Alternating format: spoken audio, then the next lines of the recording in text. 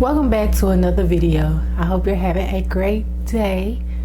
Today in this video we're going to be talking about ratios and proportions. Okay, so a ratio of a number A to a number B can be written in various ways, and some of those ways include you can write it as A to B. You can also write it as A to B like that with the two dots, which is a colon, or you can also write it as A to B in that manner, so as a fraction A over B. These are the different ways you can write a proportion. Alrighty, and so what we're going to do, we're going to just walk through some examples of writing some proportions. For example 1, we want to write a proportion, two different proportions. The first one is 5 hours to 3 hours, and the second one is 6 hours to 72 hours. So starting with part A, so it's written as 5 hours to 3 hours, but basically it wants us to take it and write it as a fraction, so it'll just be 5 to 3. And then you also want to check to see if that can be reduced. Is there a number that can go into both 5 and 3? And in this case, no, because both 5 and 3 are prime, which means the only factors of it are itself and 1. So then for part B, 6 hours to 72 hours would be 6 over 72. And then you want to ask yourself, can that be reduced? Is there a number that goes into both 6 and 72? And yes, 6 goes into both 6 and 72. So if you were to divide the top by 6 and the bottom by 6, and this is legal long as whatever you do to the top, you do it also to the bottom. 6 divided by 6 is 1. 72 divided by 6 is 12. So that would equal 1 over 12. And this one is 5 over 3. So that's how you would set those up as a proportion. Basically write it as a fraction. Let's look at another example. For example 2, we have a supermarket charges the following prices for a jar of extra crunchy peanut butter. And so I have the prices and the sizes listed here. So for 18-ounce jar, they charge $3.49. For a 28-ounce jar, they charge $4.99. And then for a 40-ounce jar, they charge $6.79. Okay, you want to figure out which one is the best buy. Okay, meaning which one will give you the most ounces for the least amount of dollars. So basically what you want to do is set up a ratio for each of these, but instead of going size per price, you want to do price per size. I put price and size together. So you want to take each of these and set it up. So this one will be $3.49 over 18 ounces. So this will give you the price per ounce. And so what you want to do, and I have my calculator, is you want to go through and divide each of these. So $3.49 divided by 18, you get 0.19, and I'm just going to round it to 3 decimal places, 0.194. So that means you get you're paying about 19 cents per ounce for this first size. Alrighty.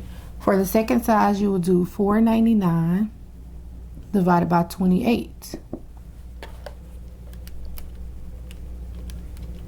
And you get 0.178. So if you was to round that percent, you're paying about 18 cents per ounce for the second option. And then for the third option, $6.79 divided by 40. $6.79 divided by 40 is 0.16975. So if you, I was rounding this to 3 decimal places. So this will be 0.170. So that means you're paying about 17 cents per ounce for the biggest option. So the best buy would actually be this one, because it's the cheapest that you're paying per ounce. So the biggest container gives you the best buy, and that's usually how they do it. They try to influence you to buy the bigger option because you're paying a better price for the bigger option. And when you go to the grocery store, if you look on the tag where they have the price, they usually have the price per unit. So whether the measurement is in ounces, or like if you buy a box of pizzas, if you buy the Totoni's pizzas where there's 4 in a box, it'll usually tell you the price per pizza. So whatever the unit is, it'll tell you the price per that unit. So check it out if you've never noticed it, and then you can look and see which one you're getting the better buy for. All right, let's look at another topic. Okay, so we've talked about ratios. Now let's talk about what is a proportion. A proportion is when you have two ratios that are equal to each other. So for instance, with no numbers, if I had A over B equal to C over D. So I have a ratio equal to another ratio. That's considered a proportion. Now, one way you could check to make sure your proportion is actually equal is you could do what's called the butterfly method. Some of you may have heard of this, and it's called butterfly because you cross multiply in this way, and when you do that, it kind of looks like a butterfly. Can y'all see my butterfly? All right, so basically you do A times D, and it should equal B times C. You can check to make sure that your proportion is actually equal by doing these operations and see if that equals. So let's look at some examples on how to do that. In example 1, we want to decide whether the following proportion is true or false. And here's the proportion. 6 over 7 is equal to 30 over 32. So the way you check to see if it's true or false is you do the butterfly method where you cross multiply. So 6 times 32, it should equal 7 times 30. And so if you multiply those both out, 6 times 32 is equal to 192. But 7 times 30 is 210. And so do those equal? No, they do not equal. So they don't equal. So this would be considered a false proportion. That is not a true proportion. In example 4, we want to solve for x, and 5 over 9 equal x over 63. And so basically we have a proportion, but we're trying to figure out the missing value. So what we want to do again is we want to cross multiply. So you want to do 5 times 63 is equal to 9 times x. 5 times 63 is 315. And so you want to solve for x. So that means you have to get rid of the 9. Since that's 9 times x, you do the opposite of multiplication, which is division. So you're going to divide both sides by 9. And x is equal to 315 divided by 9, which is equal to 35. So x is equal to 35. That will be your final answer. So 35 will make this proportion accurate and true. For example 5, we have a word problem. It says if 2 sweaters cost $20.90, how much would 8 sweaters cost? Okay, so that means we actually have a proportion because we have 3 pieces of information. We want to figure out the 4th piece of information. So it says 2 sweaters cost $20.90. So I'm going to put the number of sweaters over the cost. So 2 sweaters cost $20.90, and then we want to figure out how much does 8 sweaters cost.